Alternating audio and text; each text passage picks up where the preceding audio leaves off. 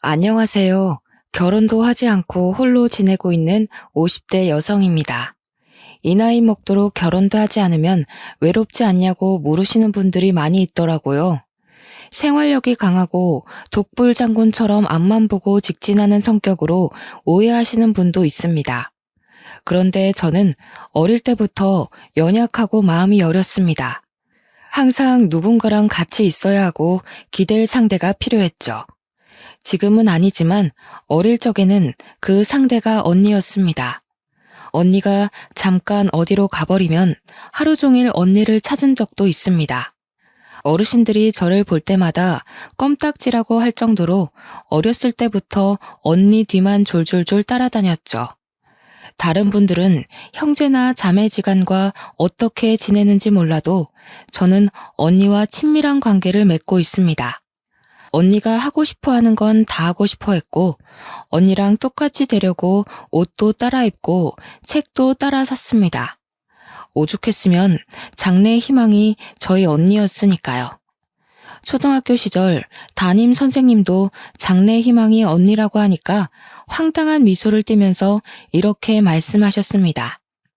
애정이 장래의 희망이 언니라고 적었는데 왜 언니니?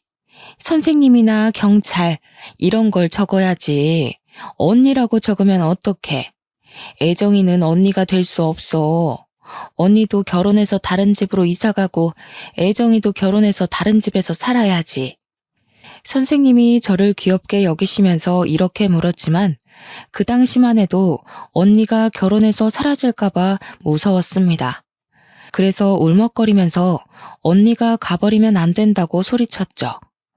선생님이 당황스러워하시면서 결혼해서도 같이 살라고 달래셨지만 나이를 먹어갈수록 같이 살 수는 없을 거라는 예감이 들었습니다. 저희 부모님은 물론 이웃집 사람들만 해도 결혼하고 나서도 언니와 같이 사는 사람이 없었거든요. 어른이 되면 언니랑 같이 살 수 없겠구나 우울해했던 기억이 있는데 정신 차리고 보니 정말로 언니와 살고 있네요. 언니가 결혼하고 나서 분가했지만 계속해서 저랑 부모님이 계시는 본가를 찾아왔습니다. 그 당시에 저는 20살이었고 저희 언니는 23살이었습니다.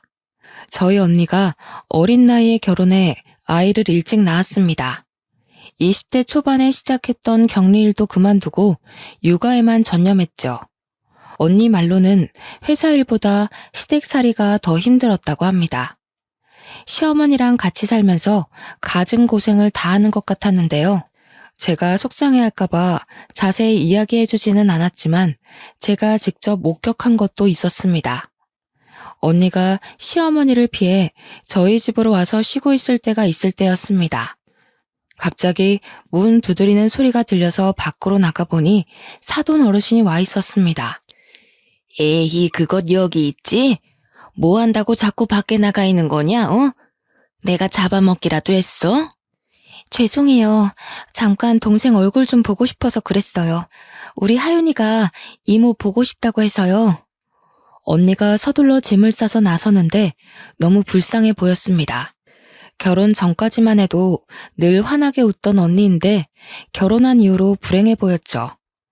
저한테 몰래 전화를 해서 울먹거리거나 보고 싶다고 말한 적이 많이 있었습니다.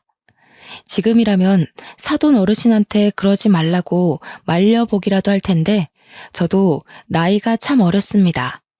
그 모습을 보고만 있다가 언니를 떠나보내고 말았는데요. 어느 날은 언니가 새벽에 전화를 걸어와서 너무 힘들다고 하는 거 있죠. 잠을 자다가 그 전화를 받았는데 깜짝 놀라서 잠이 다 깼습니다. 언니가 흐느끼는 소리를 듣자마자 잠옷 차림으로 언니의 시댁으로 달려갔습니다. 언니가 슬그머니 시댁을 빠져나와서는 제게 다가오는데 무슨 귀신이 다가오는 줄 알았습니다. 시어머니가 언니를 어찌나 괴롭혔는지 사람이 반쪽이 되어 있더군요. 그런 언니가 흐느적 걸어오더니 제게 미안하다고 했습니다. 여기까지 오게 해서 미안하다면서 희미하게 웃고 있는데 그 미소가 어찌나 슬퍼 보이던지요. 제가 왜 울었냐고 묻는데도 운 적이 없다고 거짓말을 하더라고요. 저는 아직까지 어둠 속에서 안개처럼 보이는 언니의 미소가 생각납니다. 여러분은 그런 미소를 보신 적이 있으신가요? 사람이 금방이라도 쓰러질 것 같은 미소였습니다.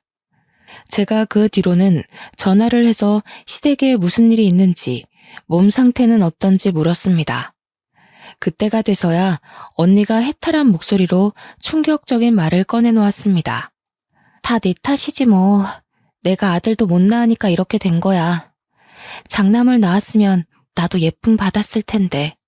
언니가 흐느끼면서 전화를 끊길래 저도 눈물을 흘리고 말았습니다.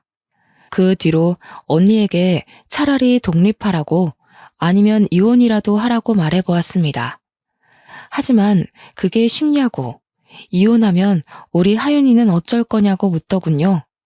언니가 꾸역꾸역 그런 시집살이를 견디고 있는데 제가 해줄 건 하윤이를 봐주는 일뿐이었습니다. 시댁에 주말마다 전화를 해서 하윤이가 보고 싶다, 언니가 보고 싶다 떼쓰는 일이 제 일이었습니다. 언니는 난감한 척 저한테 화를 내는 척하면서 제 집으로 겨우 왔었죠. 그래서 덕분에 조카랑 쌓은 추억이 많이 있습니다. 놀이공원도 가고 공원으로 피크닉도 가면서 자매같이 놀아주었죠. 하윤이도 저를 좋아해 주어서 가끔은 제 딸 같다는 생각도 들었습니다. 비록 사돈 어르신은 하윤이가 딸이라고 안 좋아하지만 기죽지 않길 바랬는데요. 하윤이가 당당하고 밝은 아이로 크길 기도했지만 하나님께서 제 기도를 들어주시지 않았습니다.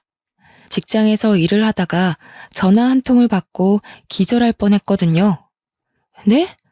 언니가 교통사고가 났다고요? 어디 병원인데요? 사돈 어르신한테 온 전화였습니다. 언니랑 형부 그리고 하윤이가 탄 차가 미끄러져서 전복했다고 하더군요. 그날 유독 비가 많이 와서 택시 잡기도 어려웠습니다. 최대한 빨리 병원에 가보니 언니랑 형부는 이미 세상을 뜬 상태였죠. 너무 놀라서 눈물이 나오지 않았습니다. 이 모든 게 꿈처럼 느껴져서 언니 얼굴 위로 덮여진 천조가리만 쳐다보았는데요. 사돈 어르신은 슬퍼해야 할 자리에서 분노하고 계셨습니다. 이렇게 비가 많이 오면 집에 박혀있지는 비 오는 날에 어딜 가겠다고 나서서 우리 아들까지 죽여? 사돈 어르신은 죽은 저희 언니를 붙잡고 욕을 하고 있었죠. 시댁 쪽 사람들이 말려봐도 소용이 없었습니다. 비 오는 날 부침개와 막걸리가 먹고 싶다며 맛집으로 향하게 한 언니 탓을 하고 있었습니다. 내 아들이 죽은 이유를 아예 몰랐어야 했는데 내가 괜히 전화를 했다. 안 그래도 아들 못 낳는 것 미워 죽겠는데 이런 것 때문에 우리 아들이 죽다니. 이런 가짜는 것 때문에 귀한 우리 아들이 죽어버렸어. 사돈 어르신이 통곡을 하시면서 언니 위로 덮여진 천을 쥐어뜯었습니다. 언니 멱살이라도 잡을 것 같아서 지켜보고 있던 의료진들이 말렸죠. 사돈 어르신은 언니가 세상을 떴는데도 언니를 욕하고 있었습니다. 그 모습을 보니 겨우겨우 화를 참고 있었는데요. 그것도 모자라서 조카를 붙들고 충격적인 말을 내뱉더군요. 우리 아들 죽여놓고 뻔뻔하게 여기 서 있고 싶니? 꼴도 보기 싫으니까 저리 꺼져라. 이것이 우리 아들이 감싸줘서 살았다고 하더라. 이것만 없었으면 우리 아들 살았어. 사돈 어르신께서 119 구급대원에게 사고 당시 현장을 전해 들었나 봅니다. 형부가 하윤이를 살리려고 꽉 껴안은 채 머리를 보호하고 있었던 것 같습니다. 조카 때문에 아들이 죽었는데 제가 조카 편을 들었다고 제 머리카락을 붙잡으면서 소리를 지르면서 할 수 있는 욕은 다 하시더군요. 너도 똑같아. 아들도 하나 못 낳는 것이랑 핏줄이 똑같으니 멍청하게 나불대는 것이겠지. 이 못된 버르장머리를 당장 고쳐놔 줄 테니까 오늘 너 죽고 나 죽자. 제가 아파서 주저앉으니 이번엔 할머니의 손길이 조카에게 뻗쳤습니다. 조카의 옷깃을 마구잡이로 붙잡더니 호통을 치시는 거 있죠? 이런 요망한 것, 네가 내 아들을 죽였어. 이런 것하고 나는 같이 못 살아. 꼴도 보기 싫으니까 당장 내보내라. 기적적으로 살아난 아이를 치료도 받지 못하게 하고 멱살 잡다시피 협박을 하고 있었습니다. 여기서 제 조카가 보인 반응이 더 슬펐습니다. 사시나무 떨듯 떨며 바닥에 풀썩 주저앉더라고요. 애가 어찌나 놀랐는지 울지도 못하고 속으로 눈물을 삼키고 있었죠. 저는 그런 하윤이를 감싸 안은 채 사돈 어르신과 떨어뜨려 놓았습니다. 그만하세요. 진정하시라고요. 갑자기 난 사고 때문에 많이 놀라신 것 같은데 일단 집으로 돌아가세요. 저희가 장례 절차 밟도록 하겠습니다. 네가 뭔데 이래라 저래라야? 이제 남이나 다름없는 것이 어디 눈을 부라리고 있어? 우리 아들 장례는 내가 할 거다. 신경 쓰지 말고 그 모자란 것 때리고 가버려라. 제가 진정하라고 중재하는데도 사돈 어르신이 오히려 저를 밀치며 호통을 치셨습니다. 조카에게 고아원에 보내버릴 거라는 말까지 해서 저는 얼른 하윤이의 두 귀를 막아버렸죠. 그리고 하윤이에게 다정하게 속삭이며 오늘 있었던 일은 모두 다 잊어버리라고 했습니다. 하윤아, 할머니가 진심으로 하는 말 아니야. 그러니까 마음에 담아두지 마. 차라리 다 잊어버리자. 이모도 잊고 싶으니까 다 잊으려고 해. 그러니까 하윤이도 악몽을 꿨다고 생각하자. 하윤이한테 이렇게 말하고 다른 병원으로 데려가 머리 상처를 꿰매고 찰과상과 인대가 늘어난 부분을 치료하였습니다. 형부가 자식을 정말로 아끼고 사랑했던 것만큼 하윤이를 처절하게 껴안고 있었나 봅니다. 차가 전복했는데도 하윤이는 5주 만에 태어나였습니다. 저희 조카가 이렇게 회복하는 사이 언니와 형부는 같은 장례식장에서 상을 치르지도 못했습니다. 사돈 어르신의 뜻대로 형부 장례식장과 멀리 떨어진 곳에서 상을 치러야 했는데요. 형부 장례식장과 언니 장례식장을 왔다 갔다 하면서 정신없이 지내던 와중이었습니다. 갑자기 전화가 와서 받아보니 청천벽력 같은 소식이 들려왔습니다. 뭐라고요? 하윤이를 고아원에 보냈다고요? 엄마한테 전화가 와서 받아보니 사돈 어르신이 기어코 하윤이를 고아원에 보내버렸다고 하더라고요. 엄마도 이제 알았다며 어쩌면 좋냐고 하길래 서둘러 하윤이가 있다는 고아원에 가보았습니다. 구석에서 외롭게 앉아있는 하윤이를 보고 눈물을 터뜨리고 말았죠. 언니가 죽었을 때보다 더 서럽게 울었던 것 같아요. 그때 사돈 어르신이 인간만도 못하다고 느꼈습니다. 사돈 어르신 말대로 이제 가족도 아니니 저도 예의를 차리지 않으려고요. 그렇게 굳게 다짐하고 하윤이를 데려왔습니다. 그리고 제 밑으로 호적을 올려서 키우기로 했죠. 하윤이를 키우게 된 지 5년이란 시간이 흘렀습니다. 이제 결혼할 나이가 훌쩍 지나서 선자리를 보러 다니게 되었는데요. 공무원부터 경찰, 선생님, 잘 나가는 사업가까지 좋은 직업을 가진 남자들을 많이 만나보았습니다. 하지만 잘 되려고 하면 이상하게 연락이 끊기고 흐지부지 되더군요. 저한테 문제가 있는 건 아닐까 고민하던 찰나 호텔에서 일하는 요리사를 만나게 되었습니다. 정말 괜찮은 사람이었죠. 그 남자가 저한테 하윤이에 대해 묻기 전까지요. 애정씨가 집에 일찍 가야 한다고 하시던데 따로 이유가 있으신가요? 자녀가 있는 것도 아니고 통금 있는 사람처럼 6시 전에 가시는 게 궁금해서요. 우리 조카랑 같이 살고 있는데 조카 밥을 챙겨줘야 해서요. 사실 사정이 있어서 조카를 입양해서 키우고 있거든요. 순간 어색한 기운이 감돌아서 아차 싶었습니다. 그동안 남자들에게 연락이 오지 않은 이유도 알겠더군요. 바로 조카의 존재를 알게 된 순간 연락이 점차 뜸해졌던 것 같습니다. 그걸 이제야 알았다니. 조금은 한심한 기분이 들어서 일찍 자리를 파했습니다. 저를 피하시는 남자분들 마음도 이해가 되었습니다. 저도 이제 막 알아가는 남자한테서 결혼은 안 했지만 애가 있다는 소리를 들으면 기피할 것 같았거든요. 집으로 돌아가 하윤이의 식사를 챙겨주고 있는데 갑자기 전화가 왔습니다. 무심코 받아보니 요리사랑 연결해준 이모였습니다.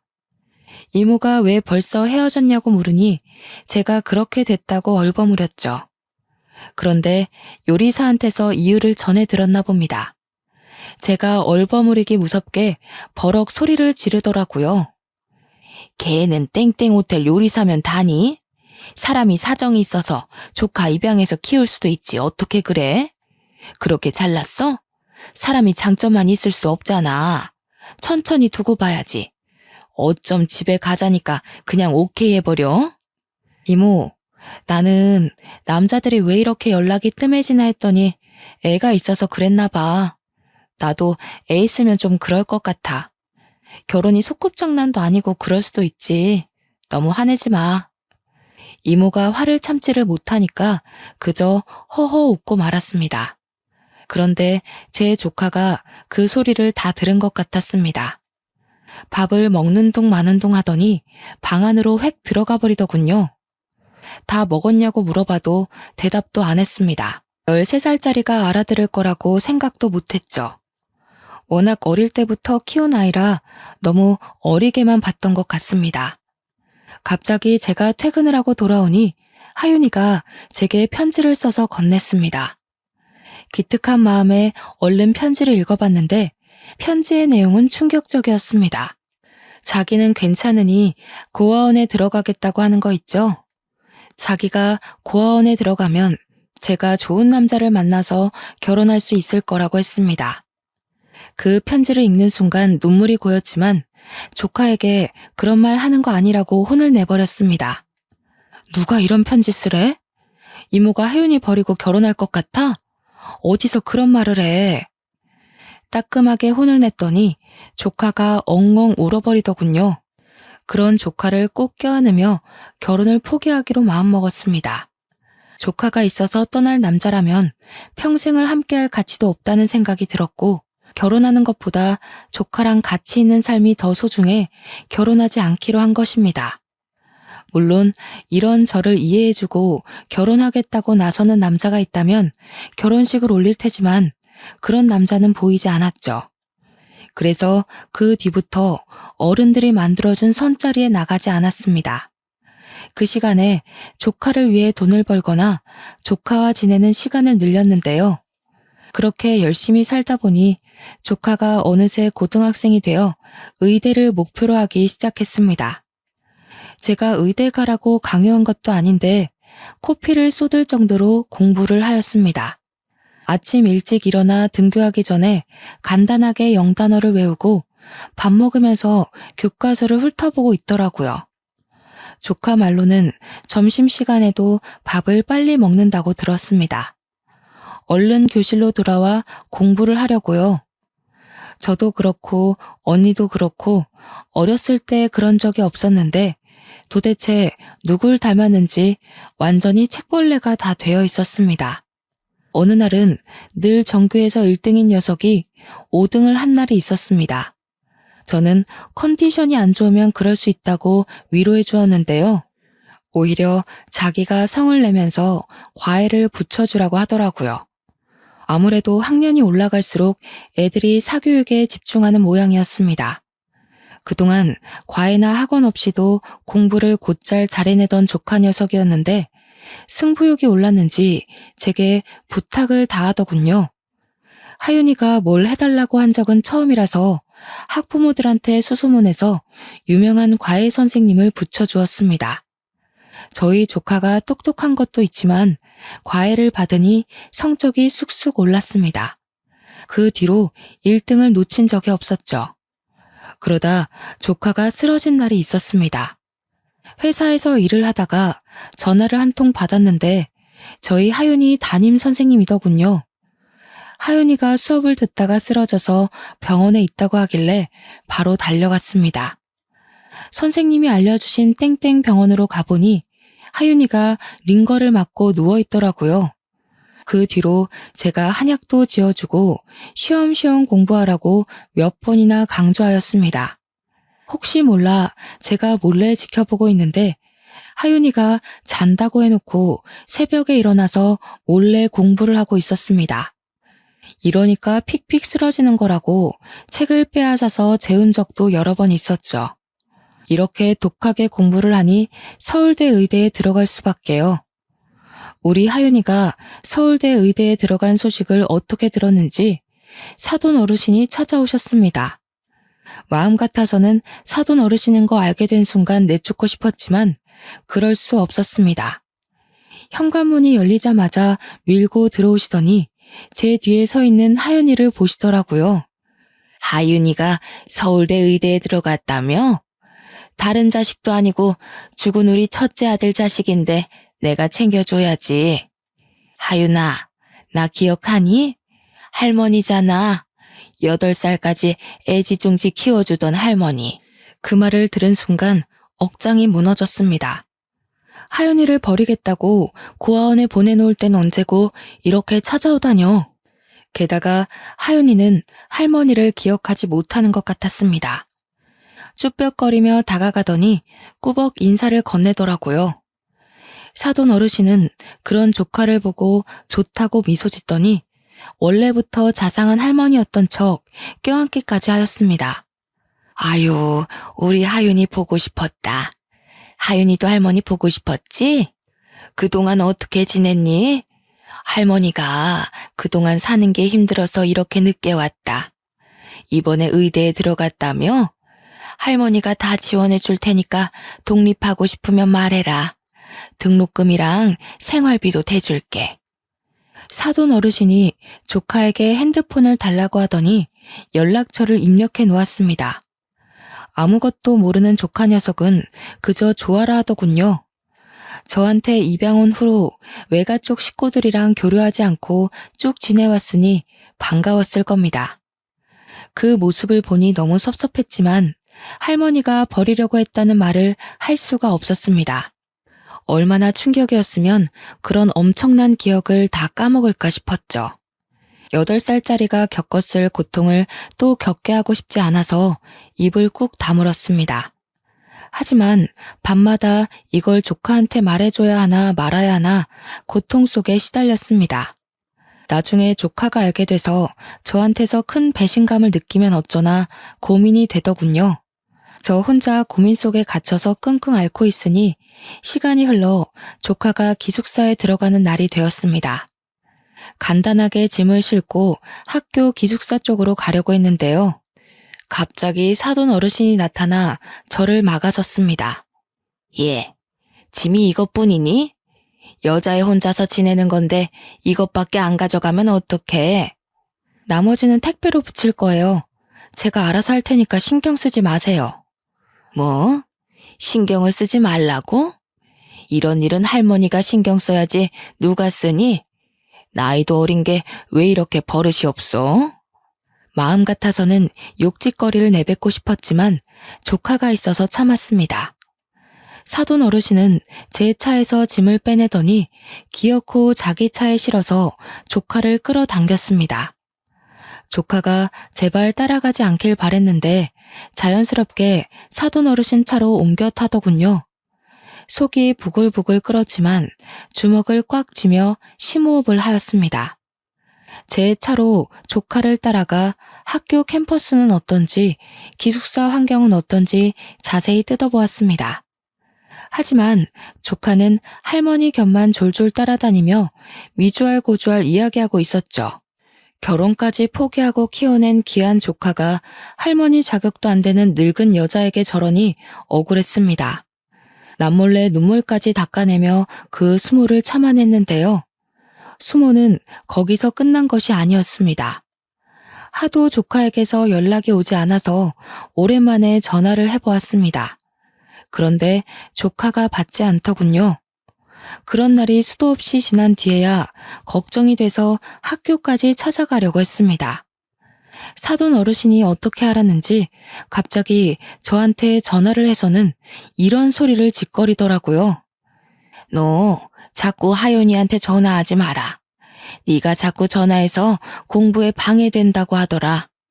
사돈 어르신이야말로 하윤이 고아원에 버릴 때는 언제고 갑자기 왜 이러시는 거예요? 하윤이가 의사 될 것 같아서 그러세요? 너야말로 하윤이가 의사 될 것 같아서 견제하는 거니? 할머니가 이제 지원 좀 해주겠다는데 왜 말을 그렇게 하니? 제가 하윤이한테 옛날에 있었던 일 다 이야기하면 어쩌려고 이러세요? 하윤이랑 잘 지내고 싶으면 사과부터 하세요. 뭐? 하윤이한테 쓸데없는 소리 하지 마라. 왜 안 해도 되는 말을 하려고 해? 괜히 아픈 상처 건드려서 무슨 일을 치르려고. 그러다 걔 공부 안 되면 어쩌려고 그래? 괜히 애 인생 망치려고 하지 말고 입 다물고 있어라. 제가 차를 세우고 욕짓거리를 내뱉으려고 하니까 전화를 뚝 끊어버리더군요. 사돈 어르신이 일부러 하윤이와 저를 떼어놓으려는 것 같았습니다. 그것 때문에 연락이 안 되는 것 같아서 하윤이를 찾아갔는데요. 하윤이가 글쎄 저를 보고 떨떠름한 표정으로 서 있는 거 있죠. 이모, 왜 왔어? 저 시험 기간이라 공부해야 하는데. 네가 너무 연락이 안 돼서 와봤어. 무슨 일 있는 거 아니지? 아무 일도 없으니까 돌아가. 나 지금 밤새야 해. 처음 있는 일이었습니다. 제게 항상 예의 바르면서도 밝게 말하던 애인데 완전히 변해버린 것 같았죠. 결국 제가 조카에게 버럭 화를 내며 모든 사실을 실토하고 말았습니다. 너 설마 할머니 때문에 이러는 거니? 그 사람이 어떤 사람인 줄 알아? 너 버린다고 고아원에 내놓은 사람이다. 근데 네가 의대 간다니까 착한 척 연기하는 거야. 네가 조금이라도 잘못되면 바로 버릴 사람하고 이러는 거 아니야.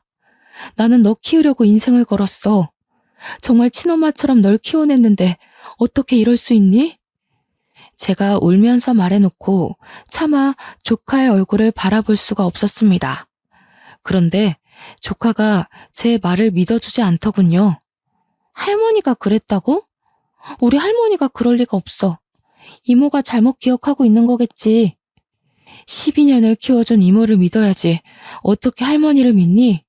네가 제정신이야? 조카가 제 말을 듣고 왈칵 눈물을 쏟길래 조카에게 다시 트라우마를 안겨준 것 같아서 그 자리를 뛰쳐나왔습니다. 며칠 뒤에 심하게 말해서 미안하다고 다시 이야기 나누자고 연락해봤지만 답은 돌아오지 않았습니다. 조카가 제 말을 믿지 않는 것 같더군요. 다 큰 조카가 연락도 잘 되지 않고 찾아가도 바쁘다 하니 어쩌겠나요? 마음 같아서는 가슴이 찢어질 것 같다 나한테 왜 그러냐고 따지고 싶었지만 포기했습니다. 내놓은 자식이라고 생각하고 그렇게 8년이라는 시간을 흘려보냈습니다.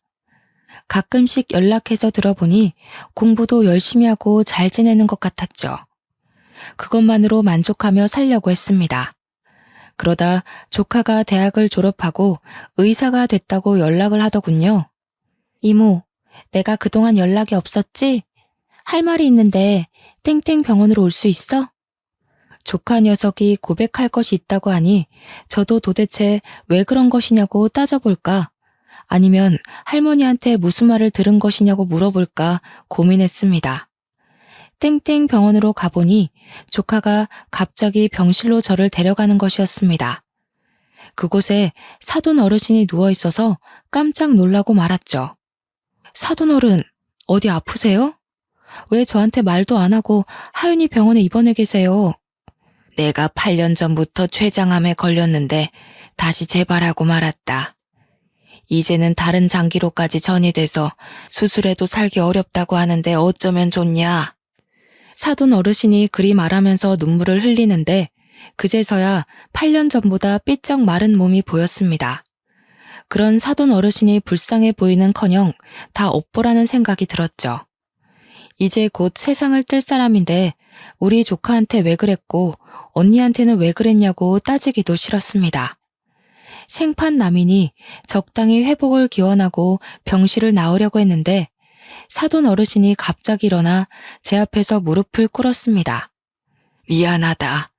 내가 그동안 잘못했어. 네 언니한테 모질게 대한 것도 잘못했고 내 손녀 버리고 너한테 떠맡긴 것도 잘못했다.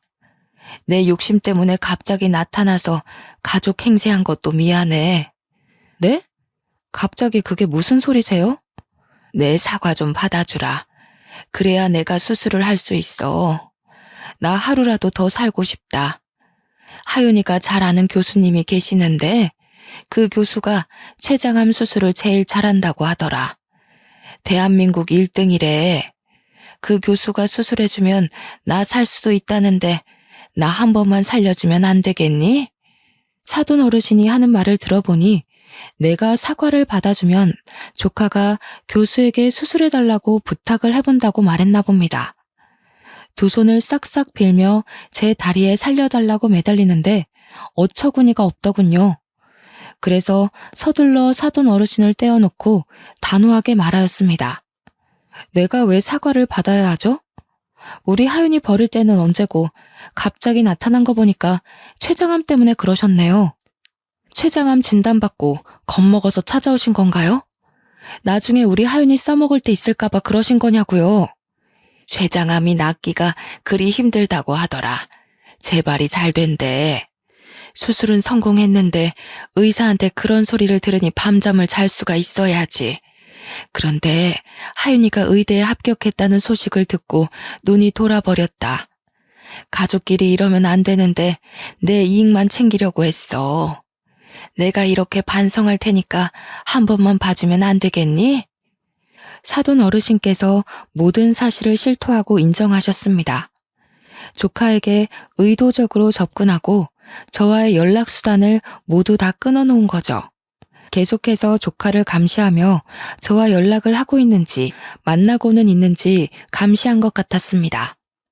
이 사실을 하윤이에게 다시 한번 확인하면서 충격적인 사실도 전해 들었습니다. 이모, 사실 나 다 기억하고 있었어. 할머니가 나 고아원에 보냈던 것도, 이모가 나 다시 데리고 간 것도. 그런데 할머니가 다시 나타난 순간 무슨 꿍꿍이가 있을 거라는 생각이 들었거든. 할머니 집에도 놀러가고 같이 연락하면서 할머니가 췌장암에 걸렸다는 사실을 알게 되었어.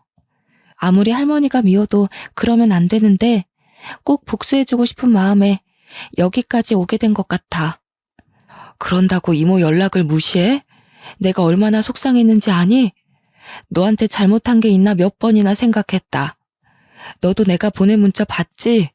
그 문자들 보면 네 할머니가 무슨 말로 널 꼬셨나 불안했는지 알 거다. 그 문자들을 보고도 어떻게 연락 한 번 안 할 수 있니? 복수의 눈이 멀었어. 그래서는 안 되는데 밤마다 꿈에서 엄마가 나와. 그리고 할머니가 고아원에 버리고 가는 꿈을 꿔서 어쩔 수 없었어. 내가 코피 흘릴 정도로 공부 열심히 한 것도 할머니 생각에 분해서 그랬던 거야. 조카가 울먹거리면서 저명한 의사가 되어 아픈 할머니를 배신하는 꿈을 꾸고 있었다고 말하였습니다. 제가 연락 문제로 서운해하거나 저랑 멀어질 때마다 할머니의 몸이 약해져서 양로원에 입원시키는 상상을 했다고 해요. 복수를 다하면 다시 저를 찾아와 모든 사실을 털어놓으려고 했다고 합니다. 그 말을 듣는 순간 울분에 차 조카의 등을 내려치면서 소리쳤습니다. 아이고 이거사, 네 인생 망칠 수도 있는 짓을 왜 해? 그러다 의사 면허라도 박탈당하면 어쩌려고 그러냐고. 그럴 가치도 없는 인간이야. 이 인간이 아프든 말든 신경 쓰지 마. 제가 얼른 여기서 나가자고, 저 인간하고는 전혀 상관없는 사이로 지내자고 말하자 사돈 어르신이 제 발에 매달렸습니다. 아가, 이러지 말고 나 좀 받아오. 어차피 옛날 일 아니냐. 엄청 오래된 일인데 이제 가슴 한켠에 묻어두고 나 좀 살려다오. 응? 내가 이 은혜 꼭 갚을게. 지금 가슴 한켠에 묻어두라고요? 언니한테 한 일을 생각하세요.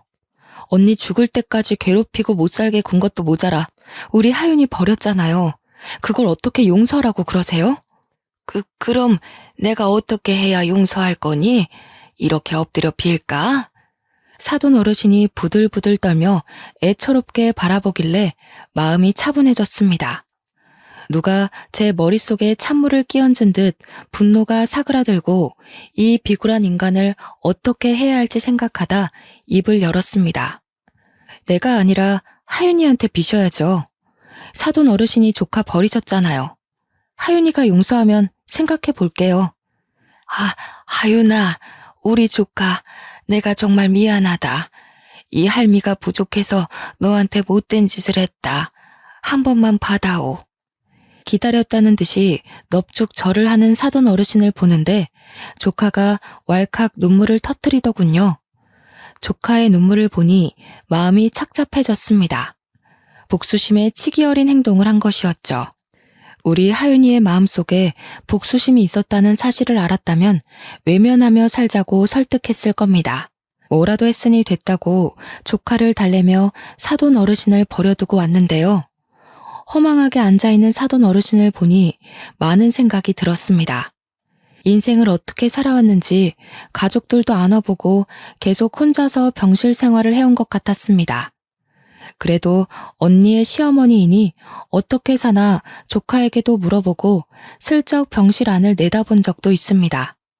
살아있는 모습을 보고 목숨 한번 즐기다 생각하다가도 인성이 나빠 고독하게 떠날 인간이겠거니 생각하고 있을 무렵이었습니다. 저한테 편지 한 통이 와서 열어보았는데요. 무려 5장 분량의 편지였습니다. 촘촘한 글씨로 자기가 얼마나 멍청하고 이기적인 인생을 살아왔는지에 대한 푸념과 사과글이 적혀 있더군요. 저는 그 편지를 들고 사돈 어르신이 있는 병실에 찾아갔습니다. 편지를 왜 보냈냐고 따질까 아니면 비아냥거릴까 고민하다가 한마디 하였습니다. 사돈 어르신, 사람 목숨이 달린 일이니 제가 하윤이한테 교수님께 부탁해보라고 말해볼게요. 사돈 어르신이 그 말을 들은 순간 정말 고맙다고 몇 번이나 고개를 숙였습니다. 다른 사람이 들으면 왜 그랬냐고 남이니까 안 보면 되는 사이 아니냐고 따질지도 모릅니다. 하지만 그래야 제 마음이 편하니까요. 사돈 어르신이 죽었다는 소식을 들으면 제가 사돈 어르신이랑 다를 게 뭐가 있나 싶었습니다. 그 편지글이 마음을 흔들었다기보다는 조카 인생에 흠집을 남기기 싫었습니다.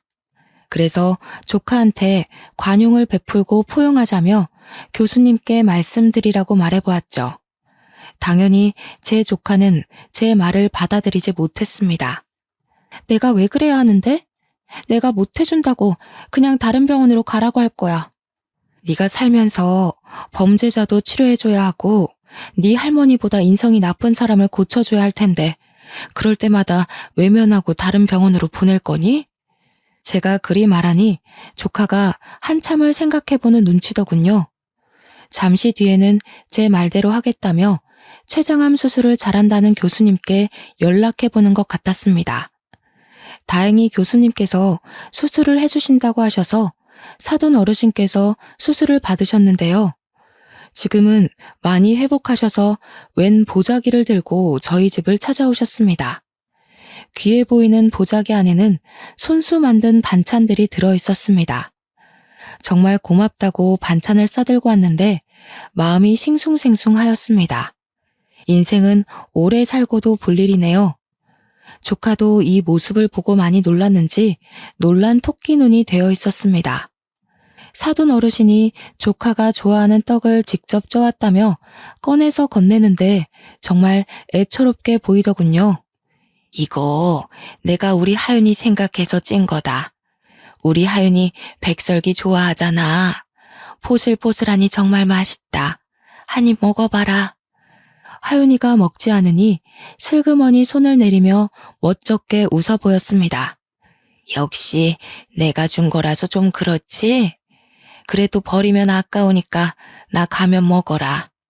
그날은 그렇게 가버리더니 다음 날에도 찾아와서 반찬을 건네주셨습니다. 반찬만 만들어주신 것이 아닙니다. 어느 날 오신다는 전화를 하길래 무슨 일인가 했더니 집안 청소를 해주겠다는 거 있죠? 이제 슬슬 계절도 바뀌었으니 옷 정리도 하고 대청소도 할 때 되지 않았니? 내가 거들어주마. 아니다. 내가 다 할 테니 너는 나가 있어라. 제가 하지 말라고 말려봐도 사돈 어르신께서 걸레질을 하고 청소기를 밀기 시작했습니다. 이런 날이 한두 번이 아니었죠. 어느 날은 갑자기 오셔서 이불 빨래를 해놓고 가셨고 다리미질만 1시간을 하고 가신 적도 있습니다. 얼마 전에는 커튼이 더럽다면서 죄다 빨아놓고 가셨는데요. 그러면서 슬그머니 자기가 해놓은 반찬들도 놓고 가십니다. 오늘도 사돈 어르신이 해주신 반찬에 밥을 해먹다가 사연글을 보내보고 싶다는 생각이 들었습니다. 여러분들은 제 행동이 잘했다고 생각하시나요? 가끔 가다가 저희 가족들끼리 모이면 솔직한 생각들을 나눕니다. 하지만 하나같이 나라면 그렇게 안 하고 없는 사람 취급했을 거라고 하더군요.